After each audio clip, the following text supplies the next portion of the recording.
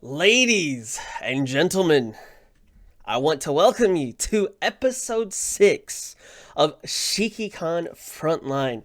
During this podcast, we will have a lot more topics to be covering, especially since Micah made a lot of changes to the game. More specifically, their client, the way we interact with specific things, whether it be in combat, out of combat, or just in your everyday UI of the game. I am very much looking forward to this podcast. I do expect it to be quite a little bit longer than normal, so please sit back, relax, have me on alert, whatever you may do, and let us begin. Don't forget those snacks. Now you're gonna have to need some snacks. So starting off with this podcast, I kind of want to change it up just a very little bit.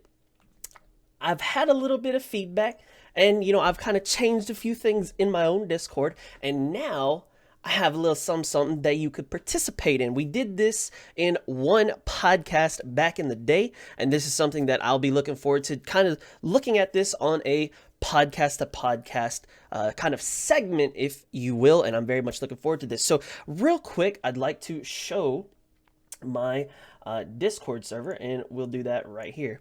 So when you come into the Discord server, you'll come over to the rules section, and you'll just say, hey, you can join on any of these little things that you want to look for, but more specifically, you want to grab the GFL role, and you'll type that in my bot playground.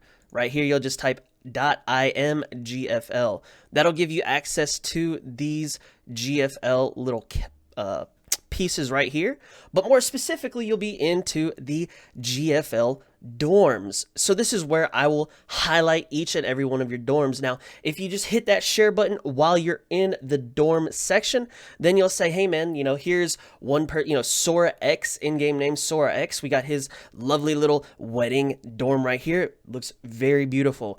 Then we have line ads here, and as you can see, we do have the name, and it does say Girls Frontline, so that'll help me out a lot.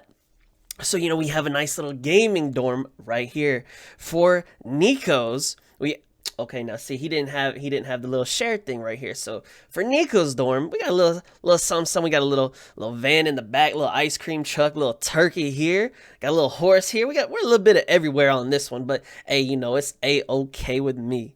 Then for this one, Lord have mercy on this one, man. What? I don't even know what's going on. We got a little tree here. We got a little polar bear, some fireworks. My man's over here about to set some fireworks off. Then we got a little Christmas tree. But then somehow we got the background of a city. I mean, we even got a little dinosaur tail walking on the outside of this little tree here. Come on now. So we got a little something going on everywhere. Then we do have Lucky Ghost. He's got a nice little dorm, man. I'm gonna say, potentially you can see this in somebody's room, a little bookshelf, maybe some airplanes, some posters. Hey, nice little dorm, and I respect it. I like it.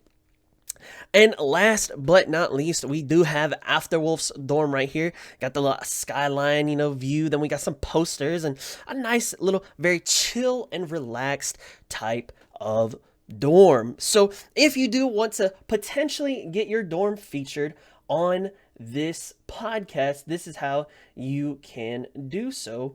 Now let's get back to this right here. Yeah. So now, one thing that I am very much looking forward to is going to be my next segment. Now, if you've been in the stream at all, you know who this guy is. We banter back and forth and all these different things, but I do have a little special guest with me today, and I'm going to introduce him right now, and his name is Pwned by Dumplings. Welcome, good sir. What's up, everyone? Good to be here. What's going on? Man, not a whole lot. Dumplings, thank you so much for taking the time out of your busy schedule to join me on Shikikan Frontline episode 6. Good sir, if you don't mind, please introduce yourself. Alright, well, if everyone in the stream already knows, the man Dumplings, your boy, 61 on the top 100 T-Doll collection right now, and top 100, number 55 for Arctic Warfare. My name is Pwned by Dumplings. I do stream once in a while, but my stream schedule is, scuffed AF. but the boys know me as Dumplings. So Okay, let's go, Dumplings. Now, Mr. Dumplings, I know you did mention that you do stream here and there. Would you mind dropping your Twitch link? Where can the people find you at Twitch? Where can they uh, find you at? just Twitch TV, twitch.tv/pwned by dumplings. That's where you'll find me. I don't stream very often though, so good luck finding me. You know. Okay, okay, hey, that's all good, man. So today I brought Dumplings onto the podcast because, man, we've got an event, and you mentioned it just now. We had Arctic Warfare in the past, and we'll talk a little bit about that. But we've got the event Deep Dive coming at the end of the month, and boy, oh boy, do we got a lot of things to talk about tonight, baby. Woo! Okay, so Dumplings, go ahead and give us a little context about Arctic Warfare. What's your story with Arctic Warfare, and how did things kind of portray and unfold in your eyes? Alright, so going into Arctic Warfare, I didn't really have any like goals in mind. I knew I wanted all the rewards, right? So I think Right. it was like top 5% was Mm-hmm. all the rewards. And so that's what I was shooting at. But Okay. then Kiona was talking mad shit in his, in Mm-hmm. his stream. Mm-hmm. And I Mm-hmm. was like, "You know what, Kiona? I'm going to make you sit down. I'm Oh, going to beat you." okay. And then like that was my goal. I was like, I'm gonna beat Kiona. Okay. So I centered around my grinding. I started grinding hard, and then Kiona was like, "Oh, you know what? I don't really care all that much about Arctic Warfare." He just gave up, and I was like, "Oh, bro, that was my goal though. Like, Mm-hmm. man, that Mm-hmm. was kind of like a downer, you know." Right. And then I go into your stream, and I'm like, "Man, that's kind of a bummer. Kiona's not really trying, blah blah blah." And you're like, "Man, whatever, man. Like, I'll beat you." And I'm like, "What? This kid's chat? What? What did this kid just say to me? What did you just say to me?" So, bam! I hit Tug with the top 150, 55th spot, and then Tug is gonna go over here and be like, "Oh, why are you talking about the past? Why are you talking about the past all the time?" Keep in mind, it was Tug that was the one that was like, "Why you crying, Dumpling? Stop crying. You want to beat someone? Beat me then." So I was like, "All right."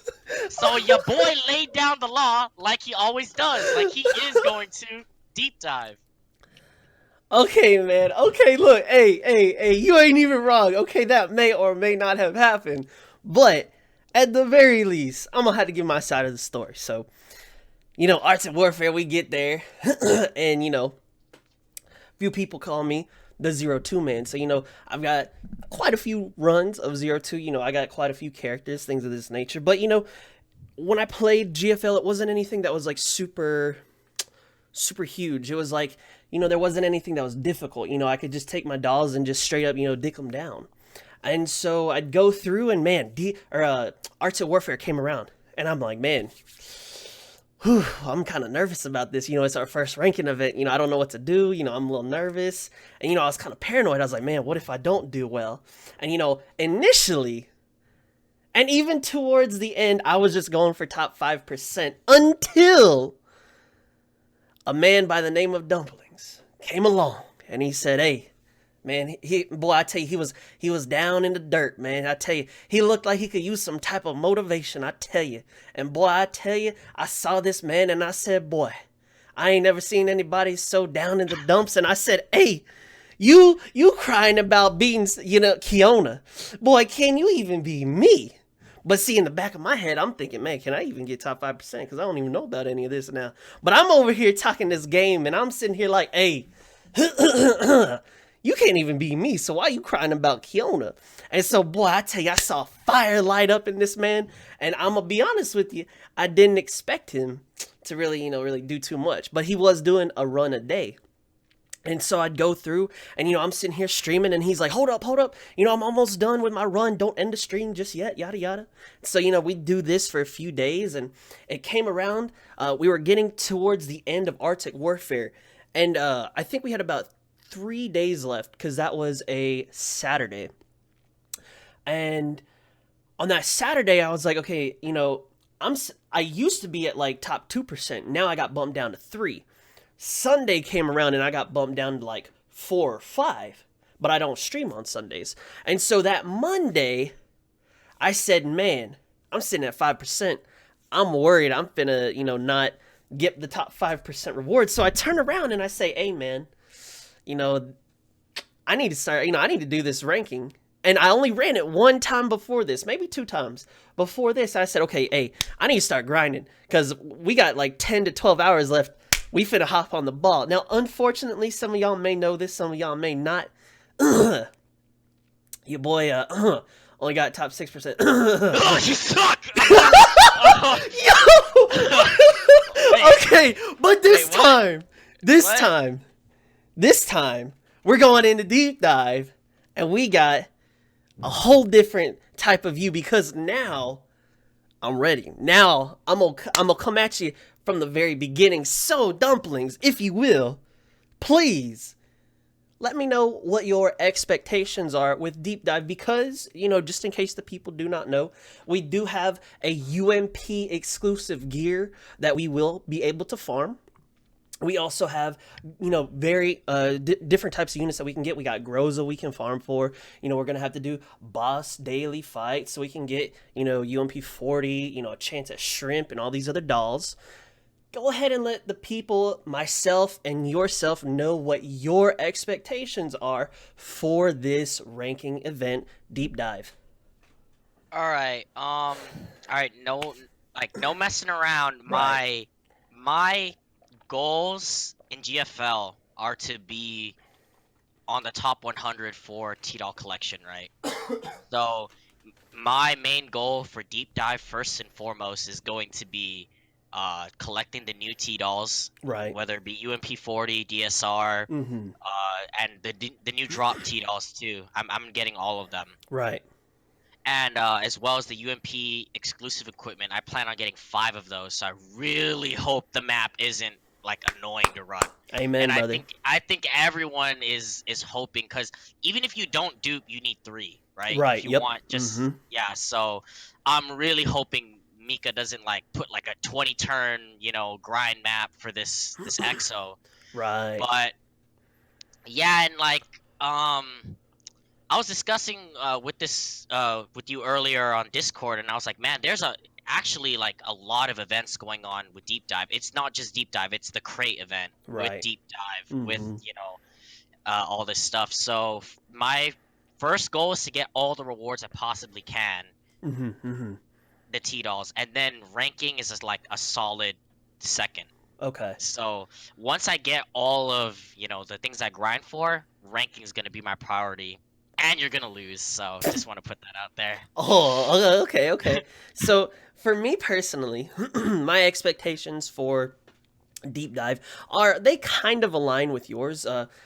Recently, and I don't even know when or why or how this happened. I guess it was just the back and forth between me and you is that for some odd reason I now care about collection rate, and when Cube first came around, I didn't even farm for those dolls because I was like, man, I don't care about collection, or they don't look that good, or I don't think I'll use them or anything like that. Well, now fast forward to now, hey, I want those dolls. So I'm kind of in the same boat with you for the dolls, but my priority is going to be the exos first because, like you said, 5 runs, it could be a disgustingly difficult or grindy type of map. So I definitely may have to set aside a lot of extra time for that, but not so much the dolls next. They will be a priority, but definitely ranking will come second for me.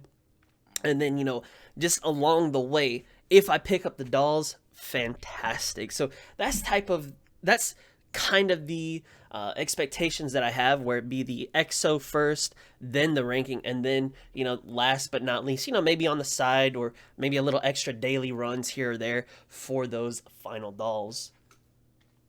So going into the next thing, and boy, I tell you, you go to different people's streams, you go to Discord, you go to my stream, you go on the YouTube comments. Dumplings is everywhere, and everywhere he is, I am, and for some reason, we've always got some type of banter between us.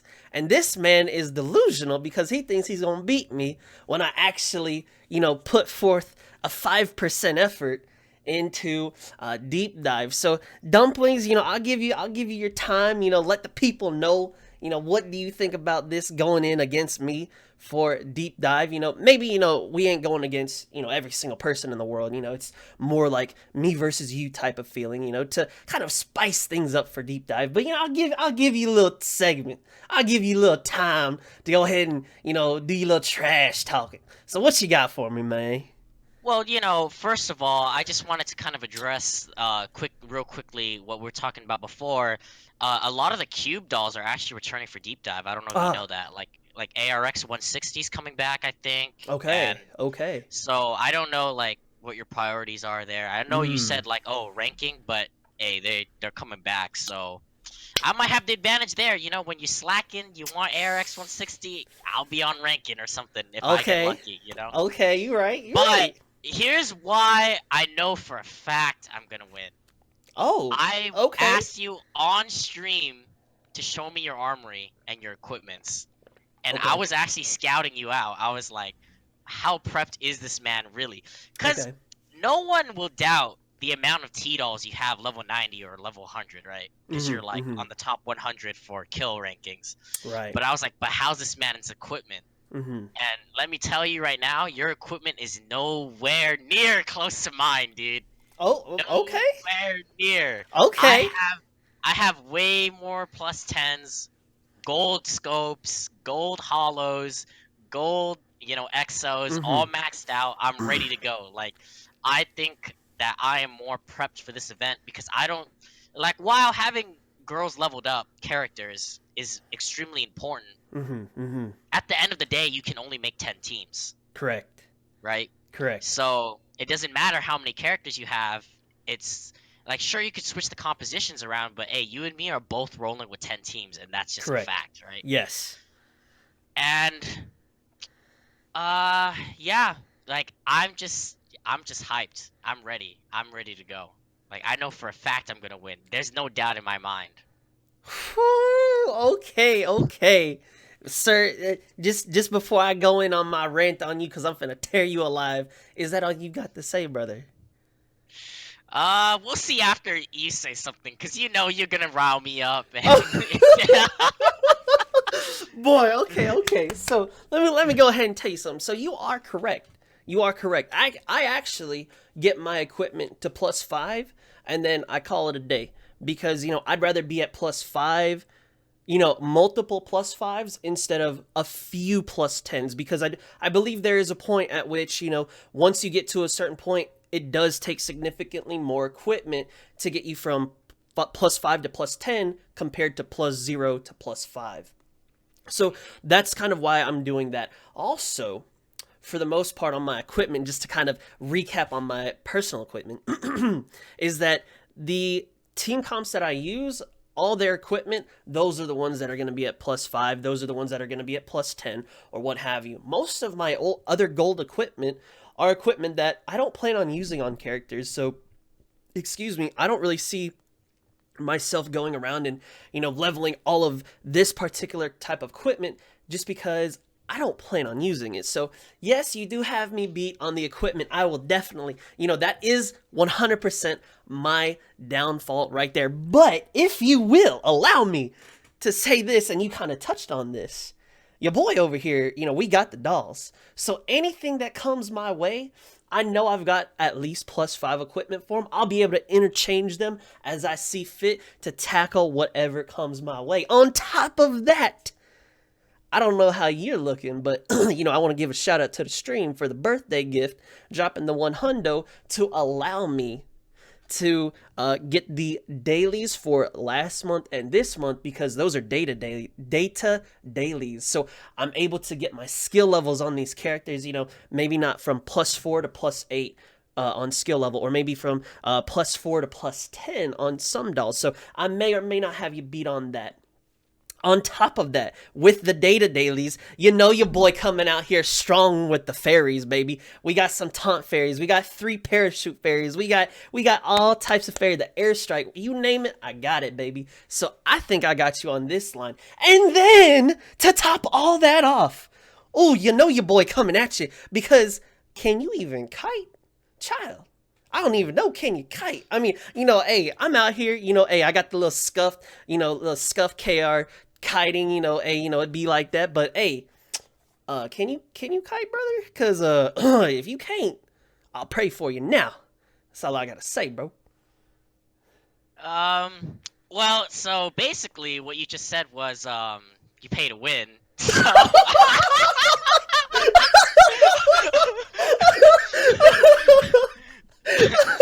so I will admit, like, I am lacking on data and stuff, but that's because I don't pay for the dailies. I save Right, my right. gems up for skins, Mm-hmm. but Which is, that is 100% like understandable. Everybody would do that. I definitely feel that.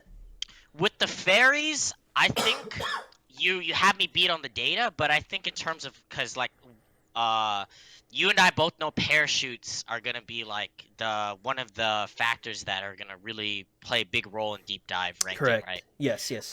You have 3 parachutes, I have 2, Mm-hmm. but I believe you're not gonna be able to get your third one like skilled up in time, right? So I think we're both gonna go into parachute into deep dive with 2 level 10 skilled parachute fairies. Yes. And I have a pretty good amount of fairies too, man. For sure, I'm gonna have 10 at least level 50 fairies ready to go for deep dive, ready to give me those passives, those 6 Correct. skills, Right, and right. so I think you might have the slight edge with the fairies, but I don't think the distance is like that far away with those. Okay, okay. All right. As for everything else, though, you right. You right. Your boy, your boy needs to work on his kiting. Your boy. You know how your boy kites? Your You boy just moves sit there. forward. No, he moves forward, then he moves back. That's it. That's it. I move the center doll forward, and then I move him back, like when they, pause or whatever. Right, Obviously. right, right. Hey, man. Hey, there ain't nothing wrong with that, man. Hey, we all start somewhere, and hey, I ain't gonna say what I'm gonna do, but your boy has a little training arc on the way, so stay tuned for that. But dumplings, boy, I tell you, if anything, I do want to say thank you for the banter because I tell you this: when Arts and Warfare came around, for me personally, it wasn't as hype, right? It was more of like a nervous, like paranoia, like, oh man, I don't know, will I be able to stack up? Will I be able to reach my own goal? Et cetera, et cetera. And it was like, man, it's. Ooh, it was almost like an insurmountable chore, so to speak. But this time around, deep dive is definitely where it's at. It is so like I feel like it's like the WWE, man. It's like we got a story around it. It's like, oh man, we got the past winner with dumplings coming into deep dive, feeling confident. Then we got the scuffed underdog Tug coming in, a little confident too. And now it's like this story around it. And then now we're getting other people involved. We got Twink, we got Afterwolf, we got JJ, we got Starcraft, and we got all these people, and it just feels like a storyline behind this, and honestly, just for me personally, it just feels like there's life to deep dive for this event because of this banter. What do you have that same feeling, or how does deep dive kind of compare or stack up to how you were feeling for Arctic Warfare? Well, like I was saying with Arctic Warfare earlier, right? Like I didn't really have any expectations for myself Mm-hmm. going in until Kiona kind of hyped me up. Right. So, um, and I don't think I genuinely don't think I would have reached top 100 if it wasn't for the banter between us. Mm-hmm. Mm-hmm. Because I had already made top 5%, and I knew I probably would have got top 5% if I just stayed where I was. Mm-hmm. But even after that, I kept grinding because I was like, no, like I can do better, I can do better. And then boom, next thing I know, I'm top 100. Mm-hmm. Right. Right. And like, So definitely, yeah, dude. Deep Dive is way more hyped than Arctic Warfare, and I'm gonna say right now, I prepped for Deep Dive 10 times harder than Arctic Warfare. Yes, Like sir. 10 times. Like I went into Arctic Warfare and my equipment was nowhere near the state it is in now. Like my equipment is like almost pristine. Like just tens everywhere. Just like 10 hollows, 10 scopes, you know? Right. And I literally went into Arctic Warfare using non-enhanced equipment on a lot of my team. Like it was just gold Mm. equipment I would throw on them. Mm-hmm. Now I'm pretty confident I can load out my whole team with 10 equipments gold only. Okay. Like Okay. so yeah, man, like we talking all this banter, but in all reality, dude, I think that all this banter has been really good for the community. It's been really good for your stream, my stream, and hell, I even go over to like other people's stream, and we're there, we're talking, we're we're doing what we do. So I really think like it's nice that our little feud has gotten the community involved, Right. and Most it's been definitely. it's been really fun. So Most definitely, man. And that is definitely something I'm hyped for. So, if you listen to this podcast on YouTube or if you're in the Twitch chat right now, if you want to say, hey, this is where you stand, you throw a little hashtag Team Tug or hashtag Team Dumplings in the comment section or on Twitch. Definitely who you think will come out the winner. But Dumplings, I do want to say thank you so much for being a part of the Shikikan Frontline GFL podcast. Good sir, is there anything that you have left to say as a parting farewell? nah, man, I just appreciate you having me on, and yeah, dude, I really look forward to Deep Dive, and keep on grinding, boys. We you're gonna need it. You're gonna need it. You're gonna Most need it. most definitely, man. Hey, thank you so much for being here, Dumplings. I appreciate your time, and good sir, I'll see you in the future, man. All right, peace out. Peace, brother. So that was definitely a nice little segment, man. That is something that I've been looking so forward to just hanging out and doing it for the podcast. There's so much banter between us, and I absolutely love it. Whether I'm starting to feel like, oh man, I feel like I'm about to, kind of, maybe need to take a little break, or I might, man, it's tough leveling these dolls, or it's, the daily grind is a little tough. Having that banter there, whether it be with someone else that plays the game, or whether it be someone online that that plays the game, having that banter to give you that competition, that little spark of ignition, is just something that, and boom, you're right back onto the grind and you're more motivated. And that is just something I appreciate and love so very much between the banter for the two of us. So going forward, like I said at the beginning of this podcast, Micah has given us a lot of things going into the month of April, especially with the new client update. So let's just go ahead and get started. Y'all know how the podcast rolls. We're going to take a look at our roadmap for the month of April. Now, I made a YouTube video for it, but just in case you haven't seen it, or you for whatever reason you don't know anything about it, we're going to cover a lot of things that may have already happened or is happening right now. So starting off, we do have the Easter voucher event, where we have an exclusive equipment for the 4-star rifle PTRD. Now, is PTRD best in slot? No, not by any means.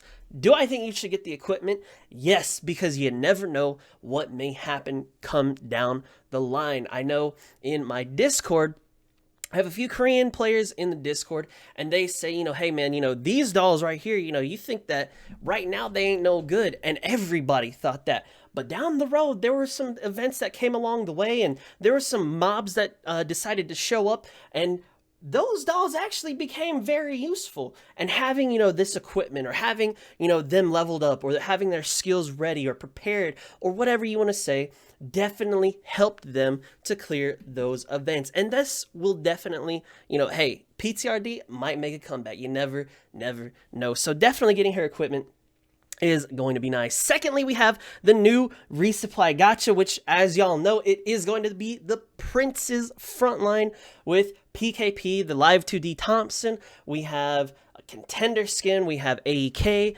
We have G36, and then we have MG5. And if I miss someone, it'd be like that. But we do have those skins, you know, and if you were there for that one Twitch night on stream, y'all know what happened. Otherwise, we just gonna move forward like nothing didn't even happen. Okay, yeah. Rest in peace, 14 hundo tickets, or tokens. I knew y'all well. Going into the next thing, we do have 5 new T-Dolls that have already hit the production. However, their rate up will come at a later time. We then have an EXP boost event of a 1.5 times EXP boost, as we normally do. And then last but not least, as you just heard in our previous segment, we will have the next major event, Deep Dive. So let's go ahead and move forward. Like I was talking about, we do have that Easter egg event. It started on 4/2 and will end on 4/23. You get 60 Easter eggs a day, and you can spend them between multiple different things. At the very least, in my opinion, you definitely want to get the 16 lab ammo, the 16 lab scope. You definitely want to get the calibration tickets and the tokens. Now, if you decide, hey, I'm never going to use PTRD, don't waste your Easter eggs on her equipment. If you're one of the type of players like myself that says, hey, I'm going to level 1 of everything because there might be a use, maybe, in the future for all these dolls, or you just want to play with multiple different dolls, then for sure grab her special equipment. Other than that, everything else is just kind of meh. You know, you got some furniture, ID stuff. Other than that, that is what we're looking at for the Easter egg event. You just clear the map. You don't need to kill the boss. You clear the map on chapters 1 through 6, and that is that. Going into our 5 new T-Dolls. Now, I've never played with these T-Dolls, and these are only at a glance of my own personal opinion about each and every one of these T-Dolls. So let's go forward with XM8, our new 4-star AR. She has an anti-personal grenade. It has an initial cooldown 8 seconds, a cooldown of 16 seconds. She launches a grenade that deals 12 times damage to enemies within a radius of 1.5. She gives a damage by 20% and an evasion increase of 15% to any SMG that is on her tile buff. Now, when I looked at this, I said, man, this, you know, I was like, at first I was like, okay, was the anti-personal grenade the grenade that sucks, or was it something else? So I went and checked, and I said, okay, no, this is actually a good one because Sopmod has the same skill. And I was like, okay, well, how do these dolls differ? Sopmod's stats are just a little bit higher, like just barely higher than XM8's. And I was like, okay, well then, what's the difference between these 2 dolls? And it's literally their buffs. I think with XM8, the evasion by 15% is definitely, it's good, but it's not giving it to, you know, 2 SMGs or maybe 3 SMGs, or, you know, the way the formation of her tile set isn't that appealing. And so while the damage is kind of meh, you know, maybe I'd take accuracy and evasion instead of damage and evasion. You know, hey, at the very least, she might be like a scuffed tier like Sopmod. If you want to play with her, level her up, by all means, do it up, you know, once I get her, because it's just a matter of time. I'll definitely be using her. Next, we have MDR. I know quite a few people have been hyped for it. Afterwolf has definitely been hyped for MDR. She is our new 5-star AR. She does have quite a unique skill, so let's go ahead and go over that. It is the Danger Sniffer. Yikes. So, it says, if an ally is in front of her, provide that ally with a 40 HP shield and 80% increased evasion for 10 seconds. If no ally is in front of her, increase her damage by 45% and her own rate of fire by 22% for 10 seconds. So basically, if she has an SMG or just literally anybody that is standing in front of her, she will provide them with a shield. So that's going to be pretty nice for your SMGs. Now, later down the road, I'm just going to tell you this right now. Mixed teams are 100% a thing. Putting a shield onto someone who can potentially give themselves a shield may be a thing. You never know. But this is definitely an attractive little feature to her skill. I would not overlook. On top of that, if you say, hey, I think that I can get better, damage off of her and buff her as the main damage dealer. You put her where nobody's in front of her, she's going to increase her own damage, and she is going to pump out some damages. Her skill, or her tile buff formation, it's honestly, I believe it's like G36's. It's not that bad. You're actually being able to buff both of your SMGs. But the only thing that's a little unfortunate is you're going to be giving them damage by 25% increase and accuracy by 65%. Now, you can definitely put that on someone like, let's say, a Shrimp, or let's say a CMS, or someone who's going to do damage. You could definitely put that on them. Maybe a Vector as well. They would love to have that buff. Then you're giving them a little shield and some extra evasion. That could definitely make them a little bit tankier, so they don't, die as quickly, or, they're that off tank, so they're able to do more damage. So, definitely her skill, her tiles, and her skill do a little bit of work, man. She is actually a pretty good doll, and I'm liking what I'm seeing with MDR. Moving on to K5, a 4-star handgun.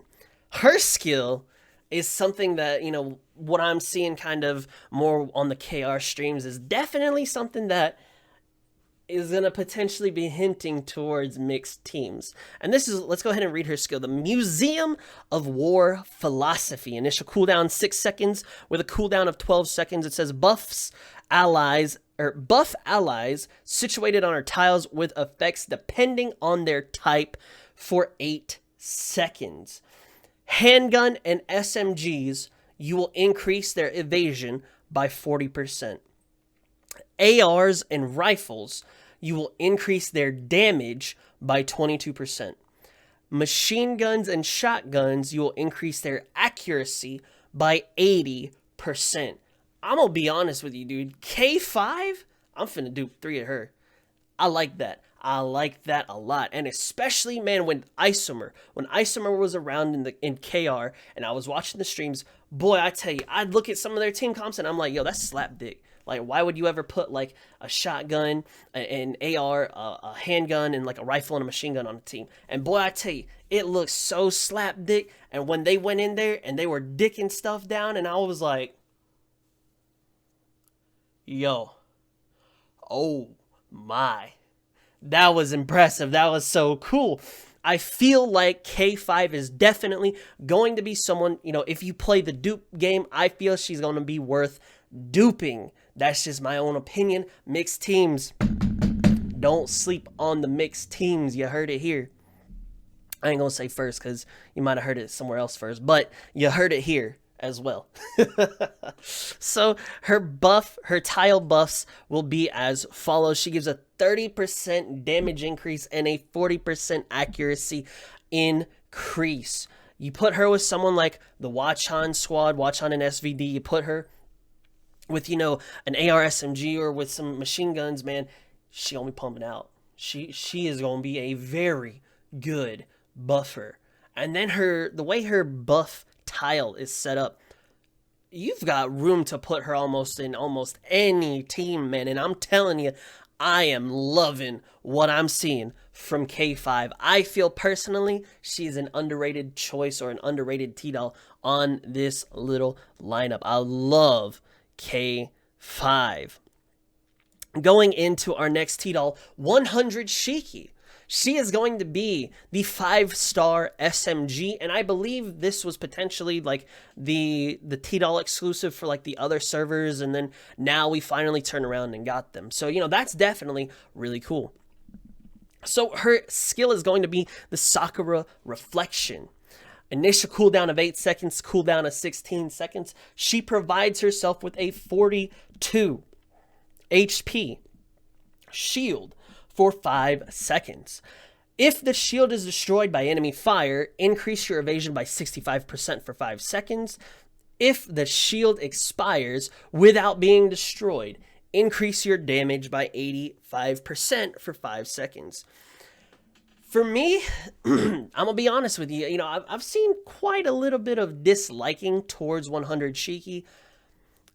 If I were to assume why, I would think that it would have to be on her tile on her tile formation, her tile buffs. The way that the buff is stacked like that, I'm not a huge fan of that because it kind of forces her to be the main tank when I don't know if she has the health. I don't know if she has the evasion to be a main tank. So that's kind of a dislike that I could see right there. She will buff their damage by 12% and their accuracy by 35%. However, going back to her skill, I believe she has a higher HP shield on her skill than Sat 8 does. I think Sat 8 is like either a 30 or a 35 HP shield. Now, someone correct me if I'm wrong, but I believe that's what I remember reading right before the podcast started. The only reason why I think... Now, I don't know how the shield mechanic works. I think the reason why this shield may be a little more less attractive is because potentially the armor that Sat 8 holds, when she takes a hit from somebody, it will only take 1 damage of shield off, or like 5 damage or 6 damage, right?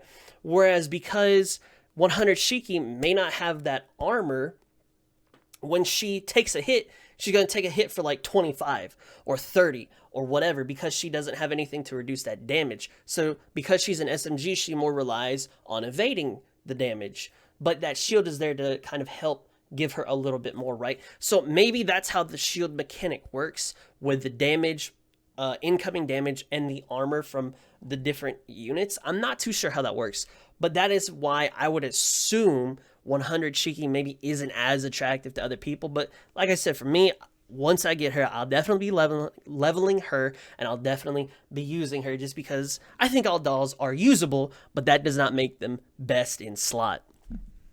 Let's go ahead and move on to our last doll that I do want to highlight, and the last doll that is in production that is going to be brand new, CMS. Boy, I tell you, let me tell you something now. So I actually went to my KR sensei and I was like, hey, can you give me some advice on CMS? What do you think about CMS? Things of that nature. Because I didn't really know too much about CMS. The only thing that I know is something that I've heard from some people in my Discord server. They said that CMS's rarity rate it's kind of rivaling contenders. Now, let me just tell y'all this, just for a little context. 4+ months of doing handgun dailies until I was finally able to get contender. And then last night, Cap, came in with the sub, and he said, hey, do a 140x4. I almost scuffed him, and I got my second contender. So, hey, I'm going to say worth. But 4+ months. And I know, shout out to Linehead. God bless that man's soul. 650 pulls or more just to get his first contender. And he got Lux Sex out here like Afterwolf. This man got like 5, 6, 7, 29 contenders. I done lost count at this point in time. So if CMS is of this rarity, pull for her while she's on rate up. That's all I gotta say. Let's go ahead and take a look at her skill and her buffs. So her skill is going to be quite unique. It's an initial cooldown of 1 second, and it is a cooldown of 1 second. That don't make no sense. It will in a second. So it says, press the skill to switch between different ammo types with different effects. The subsonic rounds, which is the default, increase evasion by 65%. So that's your own evasion by 65%. If you click it or you tap it or you press it, whatever, it changes to the spoon tip rounds. This increases your damage for CMS by 85%. Then if you press, tap, click again, it will go to the standard rounds, which increase the accuracy by 200%. So I was sitting here and I was like, this kind of looks weird. I feel like there's a lot of potential for this, but I'm not 100% sure how I feel about CMS. And I said, okay, well, let me look at her tile buff and her tile formation, see how that looks. And so she buffs the ARs as normal, and she gives a damage by 15% and a rate of fire by 5%. And I said, okay, rate of fire by 5%, that's really negligible. The damage by 15, we'll definitely take it. But she has a very attractive tile formation buff. And I'm like, okay, that's really good. I like that. So then I said, man, I really don't know how I feel about her skill. Like, if it continues to just switch off to these different things every second, that's like kind of slapdick. And I went to my KR sensei and I said, hey, what is your take on CMS? Is CMS good? Like, is she a doll that's going to be usable? Blah, blah, blah. And very much to my surprise, I was not expecting this. She told me, CMS is actually really good. CMS is a very versatile doll that she could be your main tank. She could be your off-tank damage dealer. She could just be your off-tank. She could do a lot of different things, but the way in which you build her, and when I say build her, I mean the type of equipment that you put onto her, because if I remember correctly, she is able to use AP ammo and hollow point ammo as well. So she can use two different types of ammo. So the way that you build her, whether you put a TXO or an X exoskeleton or an AP ammo or HP ammo, and where you decide to put her, is she going to be your main tank? Is she going to be your off tank? And then on top of all that, the type of buffs that you're giving to her. Will you give her evasion buffs? Will you give her accuracy buffs? Will you give her damage buffs? These types of things are the questions that you have to ask yourself of how do you personally want to play with CMS? Do you have somebody else that can be your main tank? Cool, she could be your off damage. Do you have somebody that can be your off damage? Cool, she could be your main tank. CMS is definitely a very versatile doll. I can see why. And it is someone that I am very much looking forward to attempting to get. And if I get her, I will be extremely happy. Now, the one I guess what would you rather say, piece of advice, or the one warning, or the one, I guess, detail that my KR sensei told me was, hey, when you use CMS, make her skill default, because you have to choose which skill that you use. Because if it's continually cycling through, it's going to be no good. Because now you're going to be, 1 second you'll have, all this evasion. 1 second you'll have this damage. 1 second you'll have accuracy. That ain't how you want to play it. Build CMS, build a team around her, or build her as part of another team. Let her skill go to the one that it needs to be on and leave it there. You need to manually change her skill, and that is the hint or the piece of advice that I was, piece of detail that I was left with when it came down to CMS. So as you can tell, the two dolls that I'm very most looking forward to, CMS and K5. The rate up will not be when the dolls drop. It will be at the weekend following. So the 20th until like the Saturday and Sunday, basically. So let's move forward. I will take a quick swig of water. Your boy needs a little. Thank you. So when it comes to our next thing that we want to talk about, it is going to be the veteran callback. Boy, I tell you, I was trying to scrounge up some people that, I thought haven't logged in for a while or haven't played for a while, and boy, I tell you, they both bamboozled me. They all bamboozled me. Man, they actually logged in, and I said, you good for nothing dogs, why are y'all logging in? I need y'all to stay logged out. So I got trolled by that. But let's go ahead and take a look at this. So we do have the veteran callback event. And basically the way that works is after April 16th until June 3rd, if you know somebody that has not logged in prior to April 2nd, so April 1st before reset going into April 2nd, if they haven't logged in, if they've, before then, as long as it's before then, they haven't logged in and their account level is level 15, they actually get some really, really nice rewards. These rewards are going to be 6P62, which I believe is an SMG. Could be wrong. Don't remember. Don't quote me on that. But she is, from what I think she was from Cube. I think she was a Cube doll, if I recall correctly. You'll also get a lot of data. Data's nice. Everybody likes data. Apparently it's pay to win, according to some scuffed people, whose names I will not mention. Dumplings.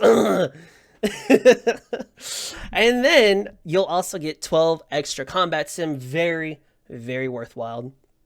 20 repair tickets, 235 combat reports, 21 cores, and 5,000 of each resource.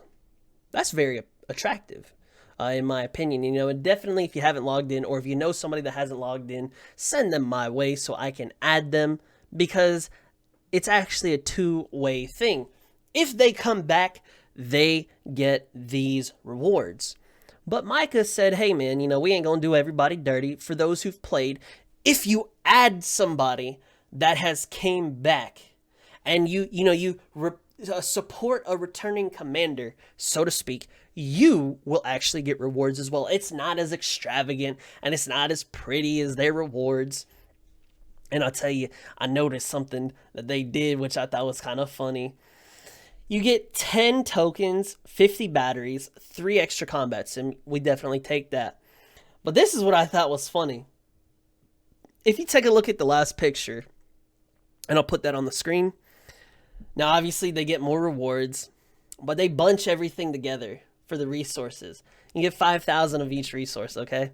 Now, I ain't saying it's bad. I ain't saying whatever about it. I just think it's kind of funny how instead of grouping the resources out, they got to fill in that extra space and say, hey, you get 500 manpower, 500 ammo, 500 rations, 500 parts. And it's not all grouped together, which, I mean, of course, we do get our own rewards for playing every single day. So, hey, it's Gucci, we out here.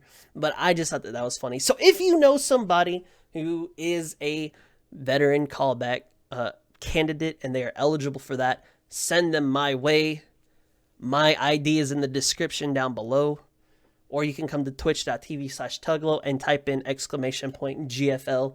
Tell me your name so I can add you because I want these rewards. Thank you for letting me be selfish on this. Now, moving forward to the April 16th scheduled maintenance. Assuming that you have not read any of these. Now, of course, these are just things that I like to cover just because I like to cover them. So on April 16th, we all had a scheduled maintenance. And if you haven't noticed, hello? If you haven't noticed, we got a new client and a lot of things changed. So let's go ahead and talk about the April 16th maintenance. They added the new $5, which we've recently talked about. They added them on the 16th. However, what seems to be the pattern that we're going for now is, hey, these dollars are going to drop on a specific date. That following weekend, their rate up will be live. So on the 20th and on the 21st, until end of day on the 21st, there will be a production rate up for these dolls. I think this is going to be how every single doll's release is going to be. At least this is the pattern so far. And I honestly could see them doing it from here on until something else. So this is the pattern in which we are following, and this is how we are doing it right now. So if you've already pulled, rest in peace your resources, unless you actually got something. If you pulled and didn't get anything, moment of silence for you, brother or sister. Now, the next thing, which I know a lot of people have been talking about, and a lot of people are like, hey man, did we miss it? Is it gone? Has it already came through? What's the move? What's the deal? What's the business? The EXP event. They definitely haven't forgotten it. Trust me, I don't think the community would allow them to forget something like that. It is actually going to start on the same day as the T-Doll production rate up, which is going to be a little unfortunate because now you got to say, okay, hey, am I going to grind hard or am I going to level up am I going to grind hard or am I going to pull for all these units? Now, let me tell you, I'm going to do both because I just got the resources, so I'm going to pull, I think, like 150, 160, 170, maybe looking at 200 tickets for CMS and K5. But if you're on that unfortunate side, you might not get to do a lot of pulls because you got to focus on the 1.5 times EXP rate up event. If you're brand new to the game, please focus this event. Whether you're at 4.3E, whether you're at 5.4, or whether you're at 0.2, 6.3N, or 5.2N, whatever you're doing, please focus on this EXP event up because it's going to be very crucial for deep dive. Whether for deep dive, you want to try to look at having like 4.5 teams, 5 teams for just the story alone. And if you want to rank, like, hey, good luck. 10 teams, like, if you want to get a really high rank. But you know how it be. Focus this EXP event while we have it. We very rarely get these, so please, please, please focus them while you can. Also, for this time from April 19th until April 21st, there will be half-price resource packages. When it comes to resources, I always say don't buy resources. I think it's silly. You have logistics, like maintain, like keep safe your money, like chill, wait for gems or wait for like, you know, monthly packages that have oaths or something else, but just don't spend it on resources. Personally, I don't think it's that smart. I don't think it's, you know, I just don't think it's that great of an investment, but I mean, hey, it's your money, man. If you got it like that, hey, by all means, do it up, fam. Like, oh, so you can do that. You do have those, but one thing that I will say is the contracts. Again, I'm not huge on those, but at least the contracts are a little bit more worth compared to the resources. Next, we have an auto battle monthly card. We're going to talk about this like 2 or 3 times just because the auto battle is actually really nice. Basically, the way we have the daily gem card where we get 30 gems per day, there's an auto battle monthly card, and it will actually change the way auto battles work for you. And we'll talk about that at a later time in the podcast. Excuse me. The next thing we're going to talk about, and dude, so many people, including myself, are so happy with this change. Like, dude, so many people were asking about this on the Q&A, whether it was on Twitter, Reddit, or even on Discord. This was a huge question.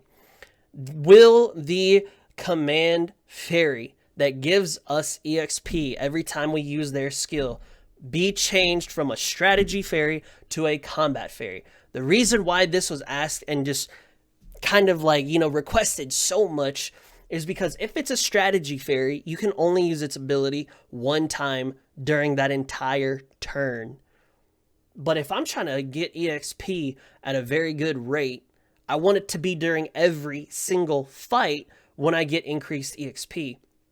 So the way that they did it is it started off as a strategy fairy and now it's changed over to a combat fairy. So now you can hit that little on switch with your command fairy and get the EXP boost for every single fight. And on top of that, if you were, I guess, lucky enough or patient enough to sit and wait for this change to happen, you actually save yourself like 1,020 intermediate data. So that's fantastic on your part. They also changed the rescue fairy. The rescue fairy is the fairy that gives you a incremental amount of luck to get a high rarity doll. Now, when that comes to maps where you're farming for, let's say, 5-7, maybe that little incremental difference makes the little bit up that you need, that you turn around and say, man, I needed that little bit, and then boom, you got your doll that you were looking for. So maybe that helps you out, maybe it doesn't. I think I got mine at like skill 4. It'll get to 10 after I get everybody else that I need to get up. But those two were changed from strategy to combat, and that is a very, very much welcome change to GFL. Now we have a few more things. They adjusted the base background, the fireworks of summer. It now has a live 2D animation.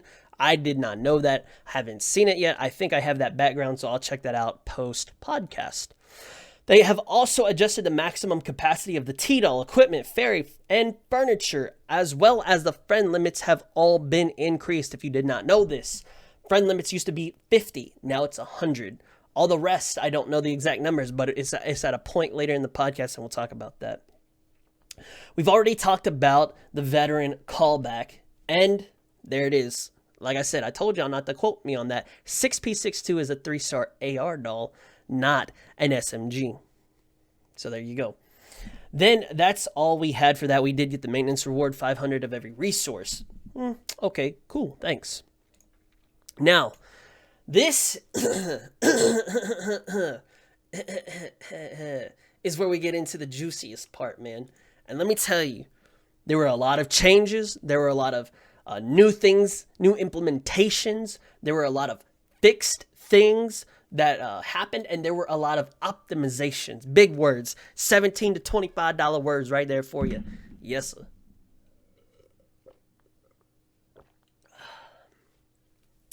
So with this client update, man, we've got so many things to talk about. Now, I'm telling you, we got a lot of things to talk about this entire podcast. So let's go ahead and jump right into it. With the newest client update, the first thing that we have, players can now choose to run an auto battle up to 3 times in a row. So let me put this into perspective for you. Before this update, I was farming Chapter 5 Knight in order to get Mosin's special equipment. And I would send an auto battle out. It cost me 1,500 of ammo, rations, and manpower, and like 500 parts. It would take 5 hours and 40 minutes to complete one run. Okay. Now, imagine like while I'm asleep and I lose that quote unquote efficiency of being able to reset up the next run. Okay, so now I get to do it 3 times. So if I had that while I was asleep, it took me 100 plus auto battles. I would have gotten it days earlier because I would have gotten to 100 much quicker. So the auto battle is actually going to be really nice. And imagine while you're asleep, hey, I'm going to send out an auto battle to 0-2.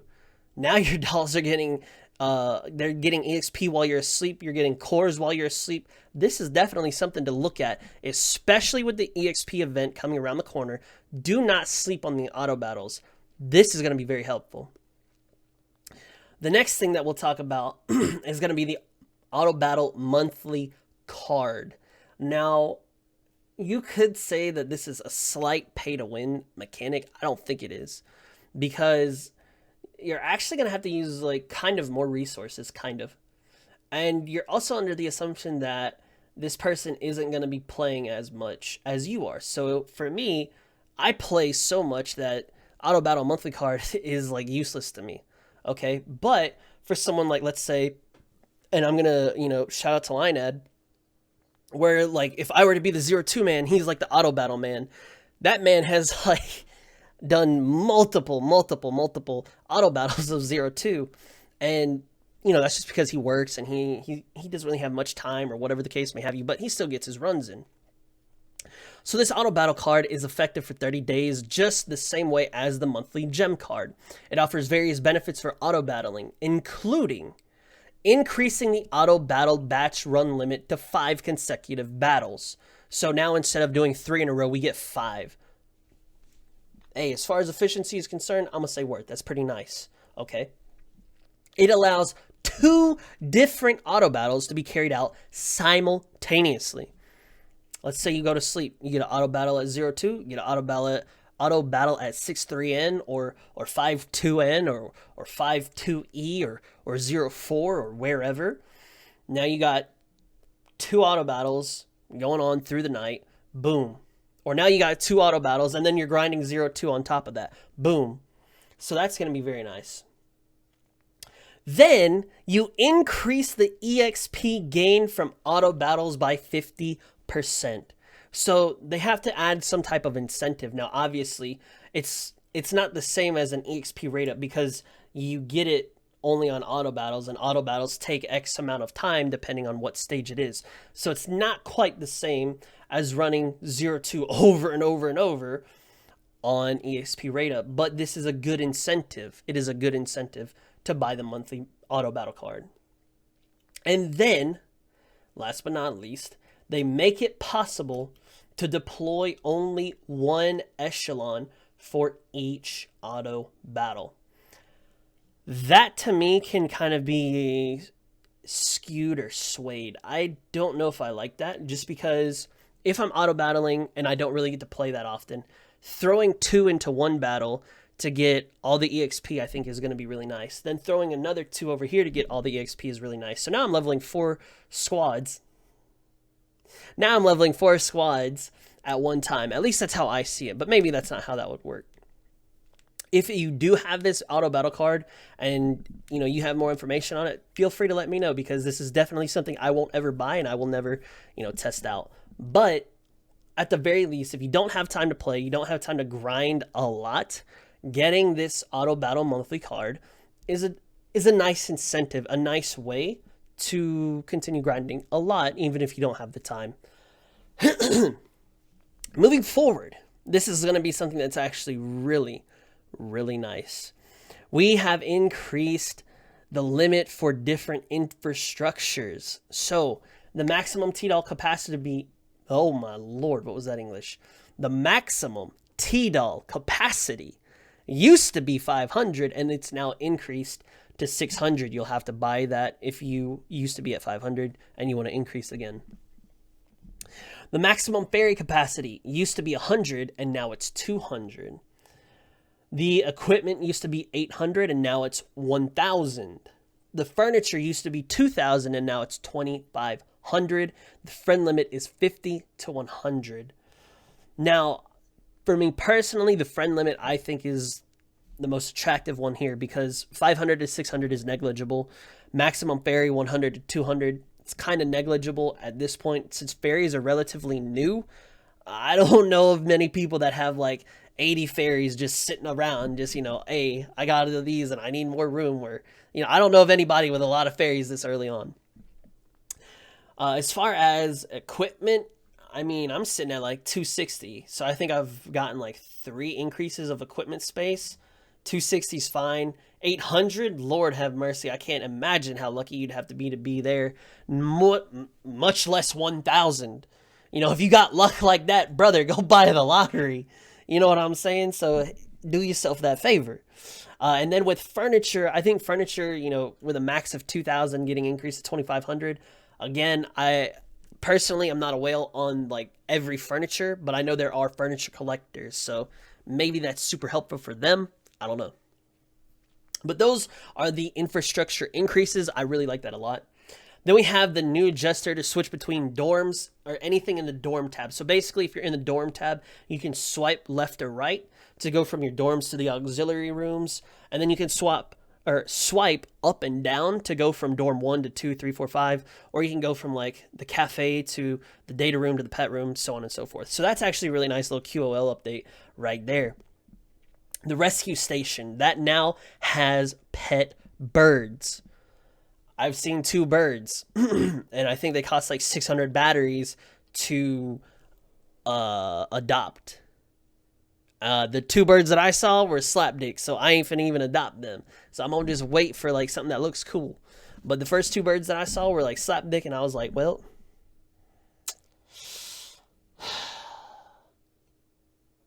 you're at least level 10.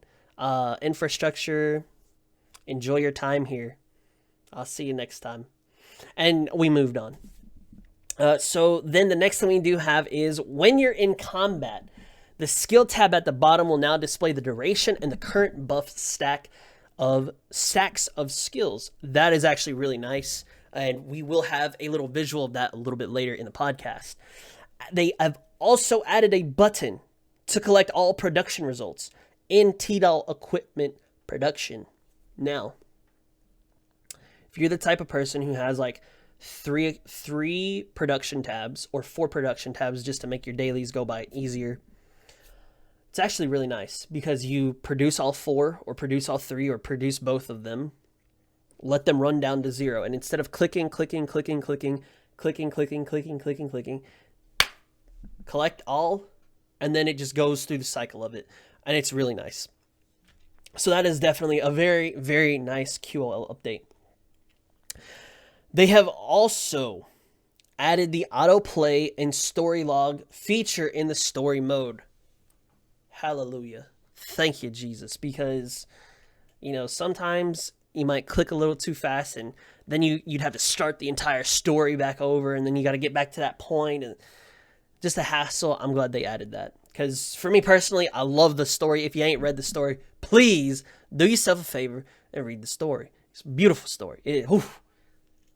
Honestly, I don't know what's next in the story. Is it chapter 9? Is it deep dive and then, another night chapter? I'm looking forward to it, man. Deep dive. That story and deep dive. That's my number one goal. That's I want to read that story. Screw everything else. I want the story, man. Okay, moving on. They've also added a timer and a share function for AR photos. Now, I play on emulator. I don't really play too much on my phone. So, I forgot that the AR thing was even existent. But, hey, it's still cool. Then they have the game now can remember your Sunborn username. Expand the drop-down list to select a previously used user name. If you're switching between emulator to phone or phone to tablet or tablet to emulator, whatever the case may be, a little bit of quality of life right here. I don't know if it's the same thing as how it used to be I think on the first client, you would be able to go from your phone to the emulator and it would just instantly log you in. You wouldn't have to type any credentials. If you've logged into this phone before and you've logged into this emulator before, you could just go swap back and forth extremely easy. I don't know the mechanics or the details behind why that changed in client 2 and why it's back in client 3. I don't know any of those mechanics, but it's at least back somewhat. So that's going to be very nice. And these are going to be the end of the new features for the new client. Moving on, we do have the optimizations. Now that we got a lot of optimizations, and I'm glad because this is going to improve the quality of the game and how it works for your phone and things of this nature. But there are a lot of them, so I'm just going to try to roll through them as quickly as possible. First off, we have the greatly improved performance and reduced chances of game crashing. Needless to say, your game won't crash and it shouldn't bug out anymore or as often as it used to. They've also reduced the game size for people that, have limited space on your phone. That is definitely a huge blessing. Hey, whew, hallelujah, finally. Then on top of that, it will relieve stress on the emulator. If you got an older computer like myself, or you just don't have that much room on your computer to begin with, definitely is going to help you out. They've also had several optimizations for planning mode, which if you haven't seen my video about a very, very quick and efficient route to farming 02, check that out. It'll be somewhere, I'm sure. But you can definitely check it out. You now can include multi-turn planning, selecting the same node multiple times, the shortest route plotting, and automatic position switching. Boy, let me tell you, I ain't never felt so lazy in my life running 02 because I set that run up and I ain't even gotta look at it for like 4.5 minutes, 4 minutes, 5 minutes. And I tell you, it is something so very nice because now I can read a book. I got a stack of light novels over there. Now I can watch V-Lives. Now I can watch streams or YouTube videos or edit videos or whatever. All because this is now so much, I guess, easier, but it's also kind of lazy. So, which do you think it is? Is it lazy or do you think it's easy? I think it's a little bit of both. But moving on. If you have a costume of, excuse me, I'm gonna have to edit that out maybe. If you have a costume, but not the corresponding T-doll, you can now unlock the icon, poster, and side story, if applicable, of the costume by selecting the collection option in the dorm, then warehouse, then gift. The costume will automatically be available upon obtaining the corresponding T-doll and will not need to be gifted again. Now, this is obvious. You don't get that skin as your adjutant if you don't have the doll, right? But I'm going to tell you this. I wish this was here earlier because at the very least, I wouldn't have had 5.7's summer skin sitting in my warehouse for 8+ months. Every time that I'd go there, it'd be like, oh yeah, I got that skin. Man, when am I going to be able to get 5.7? One day. And then, you turn around, get another skin for a doll you don't have. Now, I think I saw it maybe on somebody's stream or maybe on Reddit or maybe, I don't know where I saw it.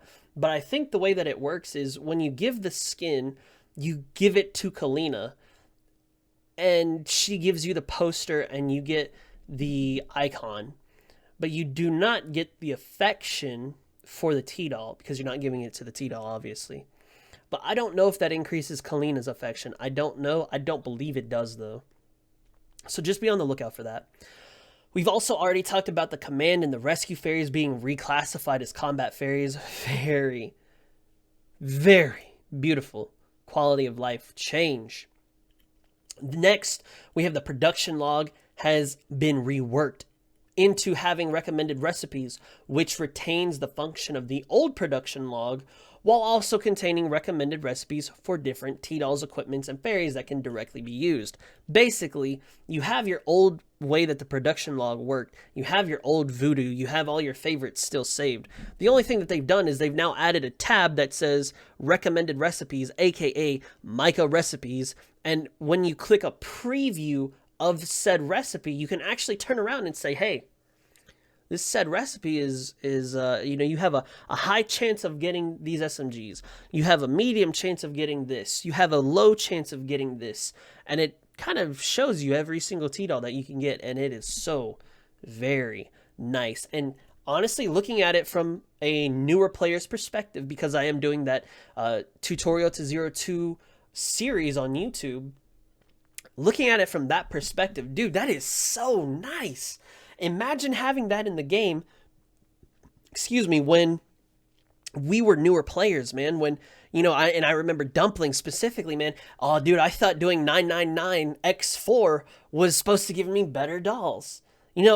That would have been avoided for so many people. So at least right now, I'm very happy that the new players are able to see these recommended recipes if they don't have anybody to kind of guide them or give them advice about GFL. That is such a very, very nice quality of life update that has been added.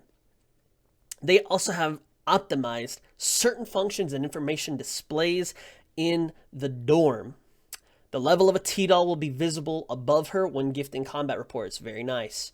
You can view a T-Doll's information by long pressing on her chibi. Haven't done that yet. I'll do that after this podcast. A shortcut for quick purchasing new dorms is added. Doesn't really matter if you got 10 or doesn't matter if you have everything at level 10 and you're sitting at 6 dorms like myself. I don't really see a need for any more dorms right now. A new layout when viewing furniture by sets. Haven't seen that. Gonna check that out too. So these are some pretty nice little quality of life updates. I know when you give combat reports, it is actually a very nice little UI or a little layout. I very much like that a lot. We also have it added an independent category for posters. I mean, I have all my posters like on a wall in some dorms, so I haven't seen that. I mean, I'd assume like, hey, it must be nice if you at least did it. So, hey, by all means, that's lit. You can now view the effect of handgun T-Doll tiles at different levels of dummy linking. Dude, thank you, Jesus. Because there were some times when I was first starting out, it was so difficult to say, okay, this doll is doing this. This handgun is giving me this % of a buff for a tile buff at this dummy link. But I'm trying to compare it to a different dummy link of a different doll. But then when I try to go to the index, it was only showing me as if the doll was like dummy link 1. And I was like, yo, this is a mad headache. Like, please, what is this? And now they've changed that and it's very, very welcome, very nice. Next, you can directly move to the enhancement, dummy link, and skill training interfaces from a T-Doll's profile page. Seeing that, it is so nice. I love that. Because if you turn around and you're like, oh man, yo, I need to level this doll. Or I need to enhance this doll. Or, yo, this skill is at level 6 and I forgot about it. And this doll is going to be really useful for me in deep dive. Instead of going through like, I'm going to hit back and then go over here, find it over here, go there. Now you can turn around and boom, boom, boom, and you're done. And it's so very nice. And then, personally, I mean, hey, I'm about that QOL. You can now access the special voice lines of a costume in the index. And I think Live 2D skins have different voice lines. I know Type 95 Live 2D does. I don't know about any other skins that may or may not have special voice lines. But now I'm going to go look for that because, hey, new stuff. Of course I'm going to check it out, man. So that's really nice. You can now view the possible drops of a map or an enemy and combat summary by long pressing your enemy's icon for the longest time. There have been some people that go on the left side of 02. They go left side, then hit the middle, then go up and finish the run. There have been people who hit that middle route and then they do the normal route. Well, now if people are like, well, why don't people ever take the left side instead of the middle side? Obviously, we're never going to take the far right side. Now you can actually compare the $2 and say, hey, I'm a long tap on these enemies. Oh, this only gives me 2 stars. Oh, this gives me a 3-star chance. Oh, this gives me a 4-star chance. And that's really nice. And then if you tap, and this goes right into the next point, you can hold on. Where I lost my spot. Okay. The combat summary. Yeah, it's on the same point. Here it is. In the combat summary, you can actually click the combat summary at the top, and you can specify a certain T-doll. And you can click the T-doll, and a little light will appear on every single enemy that T-doll can drop from. Dude, I'm telling you. And you know, I tested it out. I think I was on chapter 4, chapter 5, boss running for the Easter eggs. I turned around and I tried that combat summary because somebody mentioned it to me. And it lit up a little light on the boss and nobody else. And I checked the entire map and I said, wow. I was like, I was always curious if fighting other mobs would give me a chance, but nobody ever tried it. But it literally is only that boss. And I was like, this is so cool. And I really do like it a lot. Only thing that I'm curious about is I'm curious if it works for equipment too, for night battles. Haven't seen that yet, but definitely that'll be really nice to look at and find out. They've optimized the display for combat simulation results. If you've ran the EXP combat sim, dude, that UI is so clean. It tells you all this information, and it's like, man, this is nice. And I'm telling you, dude, it's just, that's what I like to see, man. That type of improvement, that type of quality, man, I just got to give a little round of applause, man. Like, that's just so nice.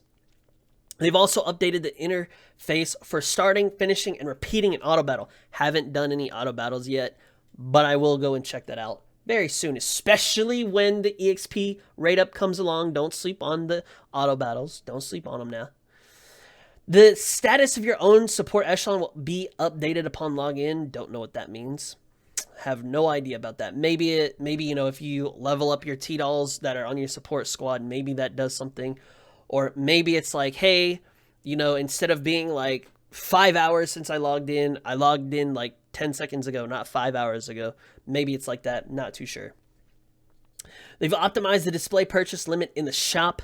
Very clean, by the way, because on top of that, they've also added the remaining time of your monthly card to be visible in the shop. Instead of having to read the mail when you collect your gems, you can just collect your gems and then you look in the shop. Oh, hey, boom. It leaves in 3 days. It leaves in however long. Very nice. I like that a lot. They've altered the sorting logic for icons and backgrounds for the ID card and friend shop. Haven't seen that. I have all the live 2D backgrounds, but yeah, now that I hear that, I'll definitely give it a look. When your number of batteries has reached the limit, the excess will be stored in the condenser after collection. I can only assume this because I collect my batteries every day. Gang. You have a limit of 480. Instead of losing out on batteries now, let's say you get up to like 960, okay? Collect it at this time. There goes your 480. You've collected everything, right? Well, now you go back to the next collection time. 480 again. Okay. Okay, now you've collected that. Well, now you got to catch back up on what you missed while it was still going. So instead of having 480, let's say you got like 250. And now everything's clean. So you don't miss out on, you know, extra batteries. That's how I'm understanding it. Could be wrong, though. I collect all my batteries all the time. It'd be like that. When obtaining training data from collecting rewards or purchasing packages, excess data surpassing the limit 9,999 will still be kept. Yo, I am out for vengeance. I lost out on 216 basic data. I'm a little salty, man. I mean, I didn't know that the limit existed. So then I like ran an extra data, like a basic data. And the next thing I knew, I log in for the daily and it was gone. And I was sad. My 216 basic data. Bruh. Real talk though. Hey, now I ain't got to worry about that. You don't have to worry about that. Everything's fine and we can move on with our lives and never have to worry about losing out on that again. When collecting rewards, the pop-up window will now display the contents through icons instead of text. I'm going to be honest with you. Seeing it in text, it was like, okay, yo, I know what I get. I can read everything. Like, okay, cool, nice. But man, for some reason, seeing the rewards as pictures, like, it feels like kind of more rewarding because instead of seeing text, I see exactly what I get. And it's like, man, it's such a minuscule change, but it's something that like is having like a greater effect on me, like subconsciously. And I'm just like, yo, I just got that. Hey, we rich. Yeah. And so, you know, it's something that's really nice and I really enjoy it a lot. Then we have the UID will now be visible on the commander's profile page. And I believe that's when you click on that top left-hand corner where your commander level is. If you click on that, I think maybe that's where your UID is available. I don't know 100% sure, but that's what I would assume they're talking about. And then last but not least, they've optimized some game tips. I'm not about to start a third account just to read the game tips. If you find some, hey, congratulations, but I ain't finna do that. So they did do that. So hey, congrats for the new players that are coming into the game. Now we have the fixed things with this client update. Dude, I'm telling you, this client update is straight fire. They've done so many nice things. First thing that they fixed, the overlapping voice lines during certain occasions. Dude, let me tell you, when you have a full squad of T-Dolls and all their skills pop off at once. And it's just like, what? It wasn't really attractive.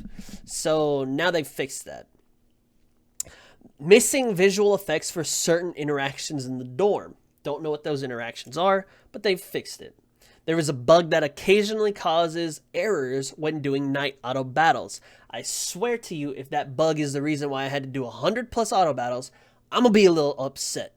Thankfully, they didn't specify on what it did, so hats off to you. You saved yourself. Respect. I like it. An error that will occasionally shift the game into portrait mode after posting on Twitter. I never posted anything on Twitter. I screenshot my own stuff with a little snippet on the computer. Can't say anything about that. Abnormal firing animation of certain T-Dolls and skill training. I mean, okay, cool. Hey, the more things you fix, the better. I'm never going to hate on that, but I didn't know that there was any abnormal firing animations.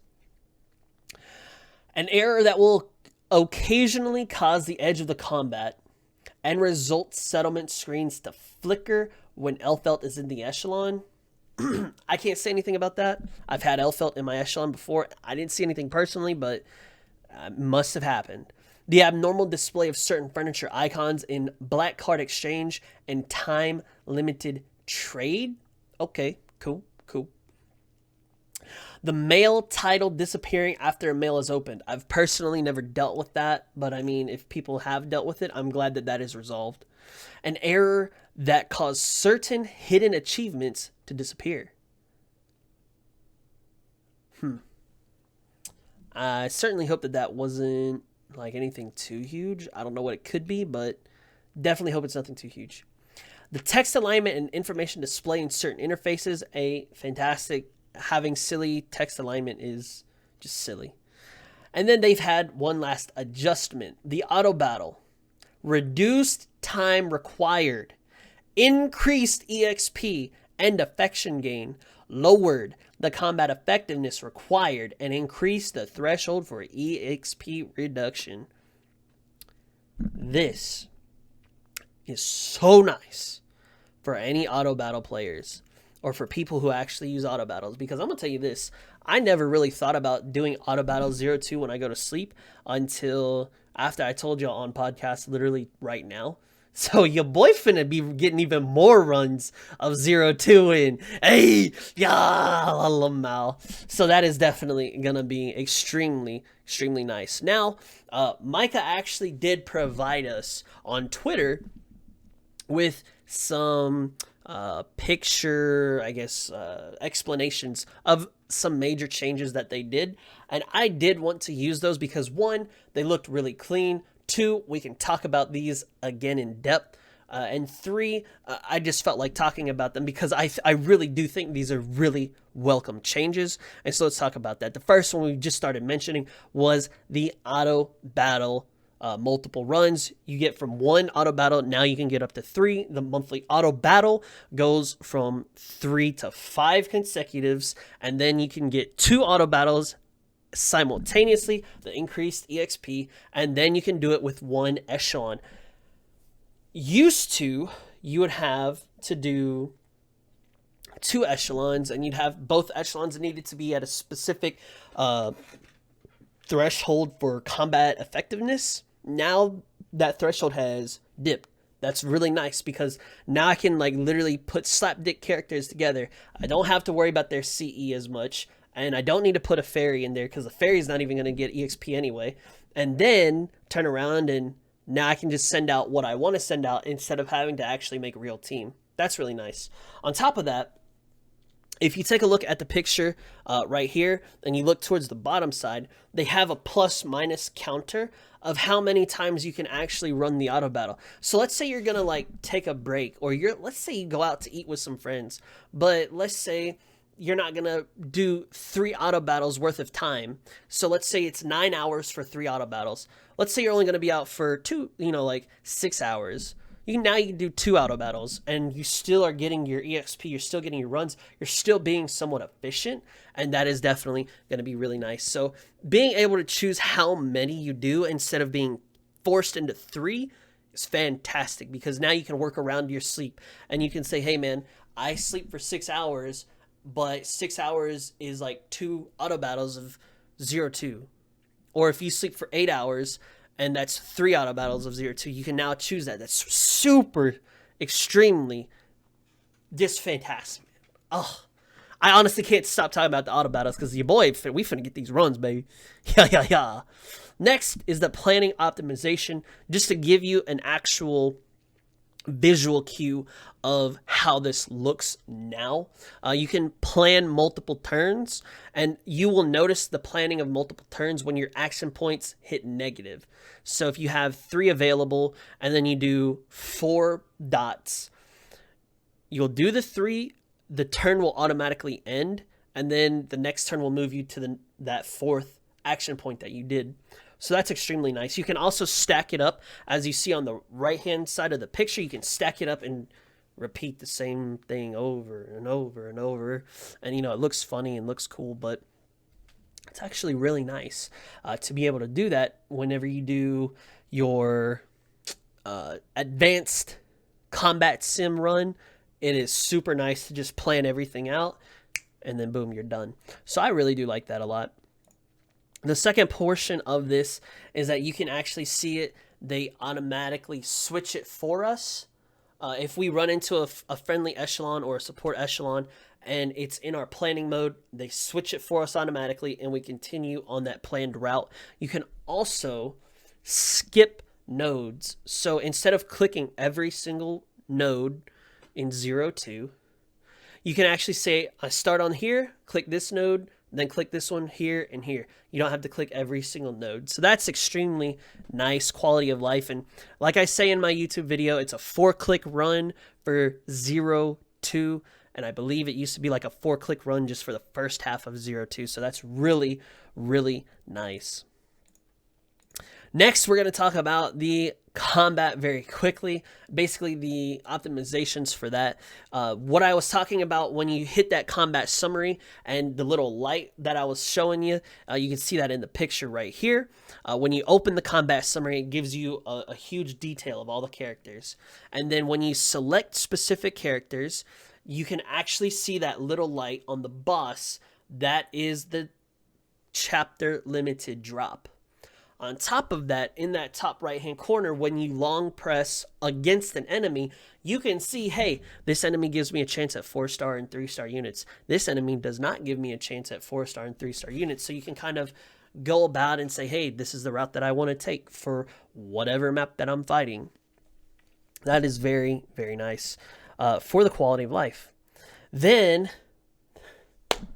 okay, they didn't mention this, but I'm going to mention this. Sangvis Ferry, when they fight, they now have blue ammo, and it's distinguishable at who they are fighting and who they are targeting. So now I can say, oh, I think that this person is shooting this character, when in reality it's shooting this other character, but I'm focusing kiting this one when I should be kiting this one, and I'm messing up, and then I realize it too late. I lose a dummy link, and I got to restart the fight.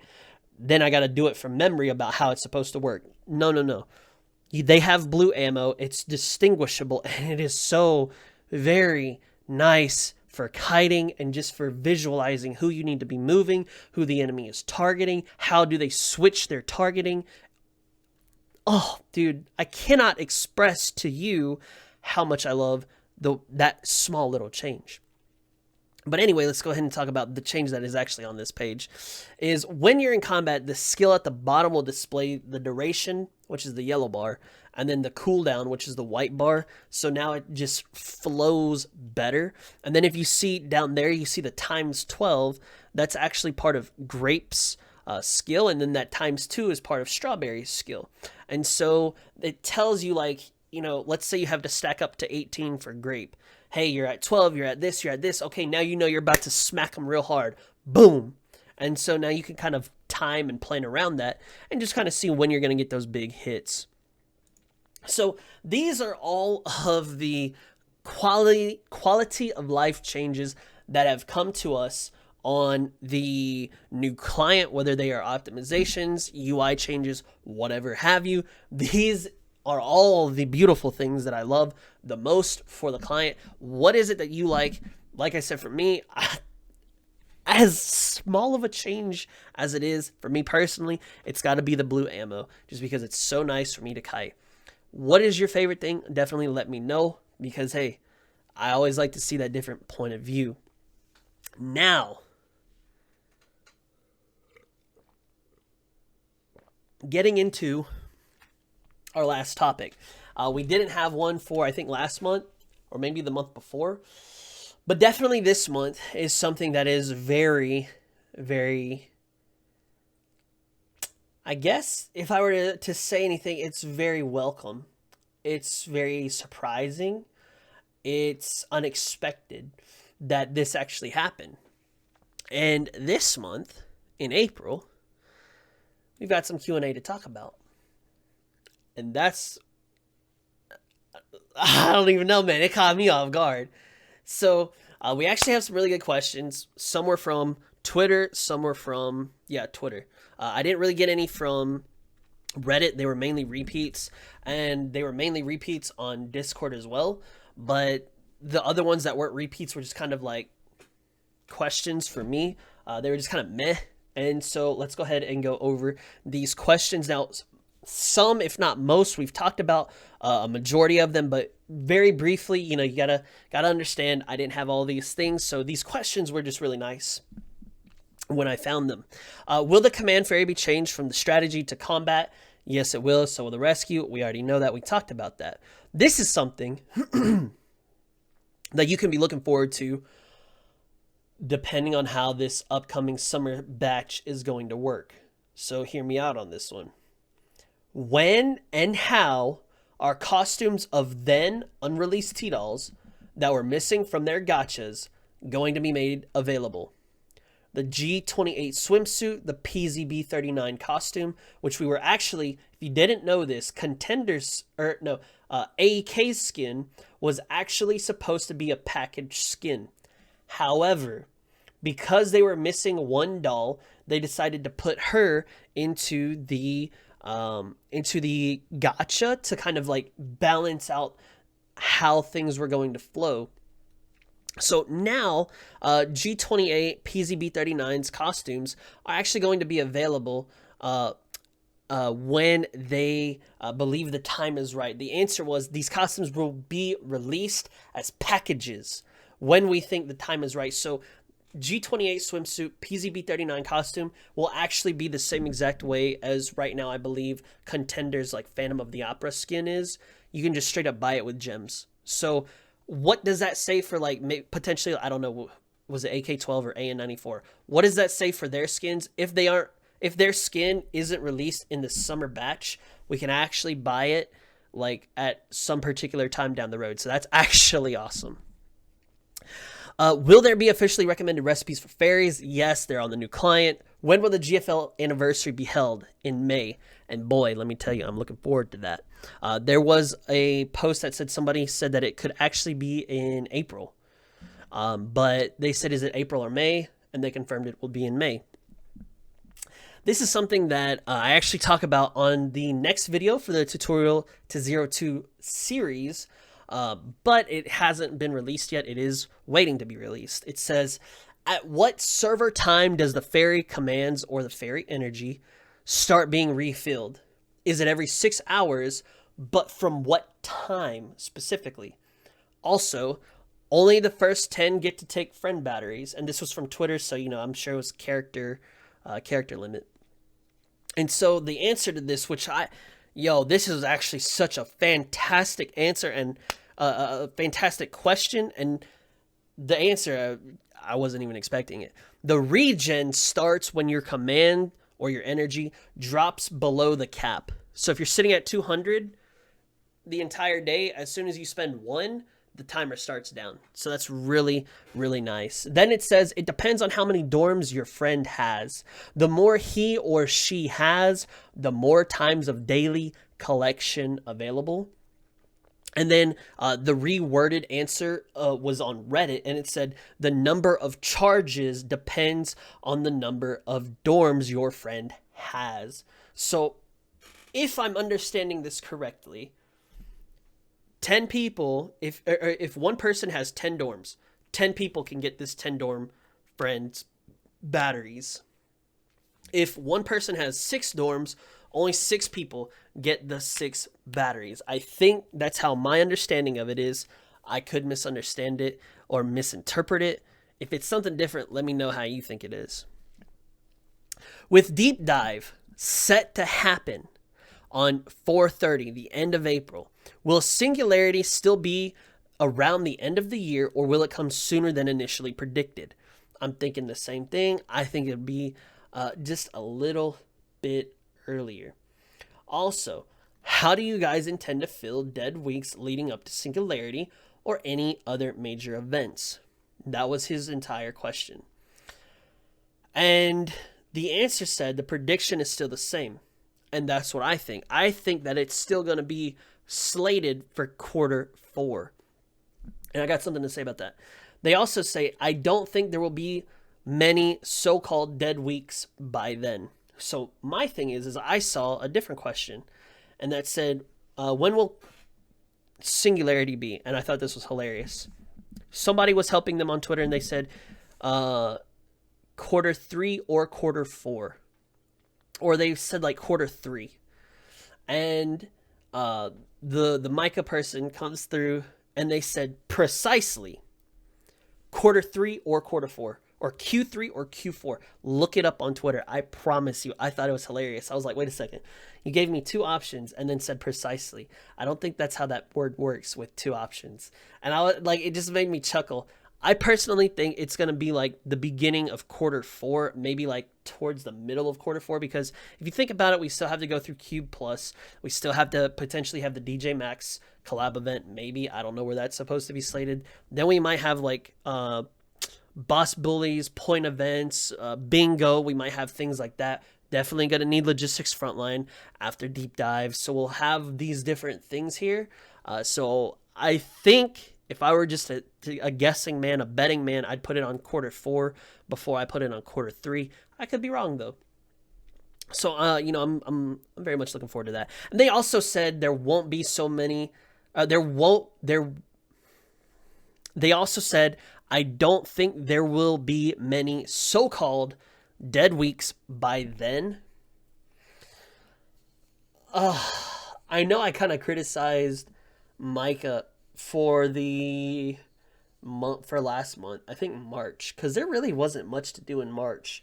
But I want to say that playing on this new account, it's actually so very weird how they indirectly teach you about logistics frontline, and it's something that I would have never believed it unless I ran it back. They literally force you into logistics frontline because you're resupplying all the time.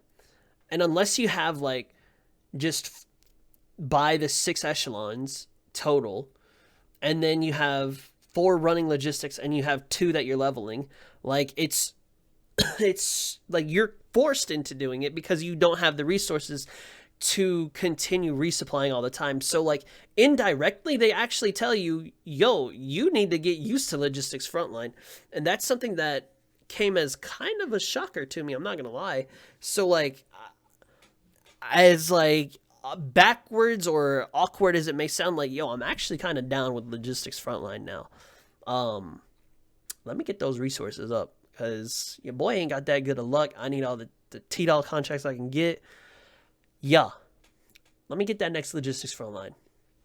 Also, with logistics frontline, I think something that could be very interesting is what if instead of doing a great success chance to get it to, from 60% to 90%, what if you enable us to do 6 teams of logistics during the logistics frontline rate up period? Type thing. So, where instead of you give it, a week of 90%, what if you gave us a week of 6 teams of logistics? I think that could be a different route that they take. Maybe they try it, maybe they don't. Who knows? Obviously, it wouldn't be anything to like skew it so out of proportion that you wouldn't, it'd just be insanely broken. Obviously, we don't want to do that, but, maybe 6 teams might be looking, something worth looking into. Could be cool. Definitely could be different. So you never know how that would turn out. Let me know what y'all think about that. I think that'd be pretty dope. Do you think it should be more teams, less teams? Who knows? The next question is, will the pacing of events be faster this year so we can be 1 to 2 major events behind on China/Korea? Or will it stay as is at the moment? We are already speeding up. Trust me. Trust me when I say this.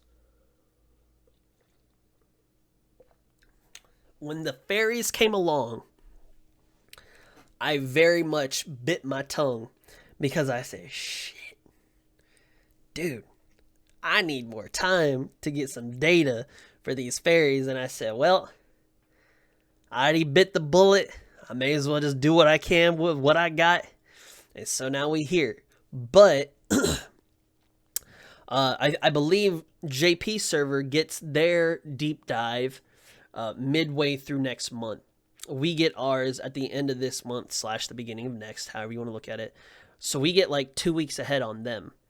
I'm going to be real, as much as there wasn't really much to do without the hype of deep dive being here, those extra 2 weeks to recoup my resources after the EXP rate up, after this unit production T-Doll stuff, I would not have minded that 2 extra weeks. But hey, I ain't finna complain, because I ain't finna be like, oh, I'm gonna complain that there ain't.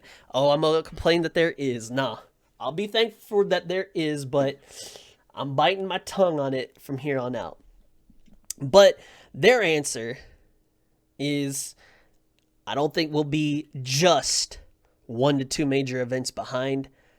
I believe the way that I remember reading it on past Q&As, they want us to be like a month or 2 behind, not 1 or 2 major events.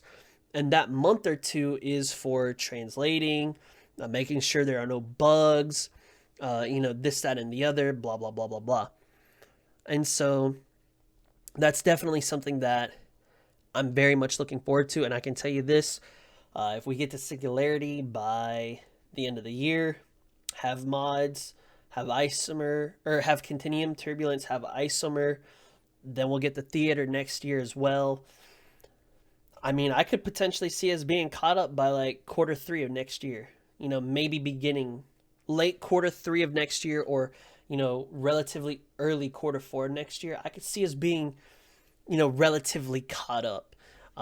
Maybe not. Who knows? Because we do have reruns of certain events. But like I said, it wouldn't surprise me if we were caught up by next year, and just because of this accelerated pace. So that is very nice. And that, honestly, is all that I have for this podcast. Now, obviously, there was a lot of things that I covered. Of course, there was, all the client things, all the bugs, the fixes, a segment with my boy Dumplings, all of these different things, man. I do want to say thank you for tuning in, but before we dip, I do want to go to Twitch chat. And Twitch chat, if you have anything, by all means, please give it to me now, because I'll be reading what you got to say. Whether you got feedback, whether you got, questions for me, please feel free to let me know right now. Twitch chat, you have my attention, baby. We talked a lot about content being a bit slow and late game players not having things to do. Do you feel the same way, or have your opinions changed? That is a fantastic question. My opinions have changed 100% because, and let me put it this way. That's a fantastic question. I think the way that they're doing their content is so different than the way other games are doing it, right? Other games are content, or event, right? But you have to like farm up on the side and then hit this event, farm up on the side and then hit this event, right? So it's a little different the way that other games do it. This game, they do it completely different, okay? This game, you'll start off on an event and you need to farm up on your own time. You need to make sure you're diligent. You got to discipline yourself, and you got to make sure you're doing your chores to farm up. And now you're eligible and you're prepared to rank hard or do or finish the story, right? Well, now you move up, because guess what? The enemies get more difficult. But now we have a way to combat these enemies, and we have fairies. Okay, so how do you level your fairies? Okay, well, you turn around and you hit 0-2, or you hit 6-3 in, or you hit 5-2 in, and then you have to farm up, and then you're able to rank hard or at least do the story. And I believe the way that they do this is each major content has a soft gate. It's a soft exclusivity. If you're brand new, you ain't going to be able to do the story. If you left for a long period of time, like let's say you left before AW and then you come back and you expect to do deep dive, but you only have 2 teams, big fella, you ain't finna do nothing. You ain't finna do nothing except get dicked. That's all you gonna do. And so there feels like a very small exclusivity to every major event. And I think the way that they do it is because each major event is so long into the future and it takes a very long time to get to it. They give you enough time to say, hey, we got a major event coming out. You know about it. Whether you farm up and play it or not is your own, it is up to your own discretion. But I'm going to be honest with you. Doing 0-2 is rough. It's a grind. It's mentally taxing. It's mentally challenging because it's the same thing. Or 6-3 in or 5-2 in or whatever. it's mentally taxing to do the same thing. But I'm gonna tell you this: the excitedness, or the, I don't know what the word would be, maybe the adrenaline rush, or the euphoria, or whatever, the mental stimulation that I was given during Arctic Warfare, going into it blind, far exceeded and outweighed the cons of only running 0-2 and only doing 6-3N or 5-2N the entire time while waiting for another major update of content, right? So I will take doing 0-2 and doing this and doing that as long as you give me something difficult. Because if you look at other games, their event is the same washed up thing. Event with a banner with new characters, same theme for the new characters, and it's relatively easy. Then the same thing happens with another banner and characters, same event. There is no new mechanic, but GFL gives you a new mechanic. You get fairies for this time. The next one you'll get mods. The next one you get Hawk. The next one you get whatever. The next one you get all these different things. So it is a huge mechanical change to the game for that major content release. And I really do think that having 0-2 and having 6-3N and having 8-1N or 5-2N or whatever may not be a lot, but I feel like it's a gatekeep. And it says if you ain't willing to hard farm this, or to grind it consistently or diligently, then why should we let you play this? Because this game is already a completely different recipe from every gacha game that I've seen, that I've played, that I've seen and played. So this is different here. So now they envelop everything into being different. And that is something that it took me a while to figure out. Like, yo, it's mad boring. Like, we talked about, how do you even stream 0-2? How do you even watch 0-2? But we all do it because we know we are about to get ready for this update, or boom, we got to get ready for this, or boom, we got to, grind these levels for this or that. Because, dude, I'm telling you, I've seen those enemies. If you do not stay consistent on 0-2 or 6-3N or 5-2N or 8-1N, if you don't stay consistent leveling and grinding your characters, you won't even stand a chance against these mobs, man. They do too much damage, it requires too much kiting, and it requires the fairies, the data, it requires everything that it takes, and it's going to get to a point where you just won't be able to do anything. And, ooh, I'm telling you, it's so difficult to turn around and say, oh man, I didn't want to. It's so difficult to come back from that. But thinking about it from a non-biased, objective point of view, I gotta give it to him, man. I gotta give it to him. It is very...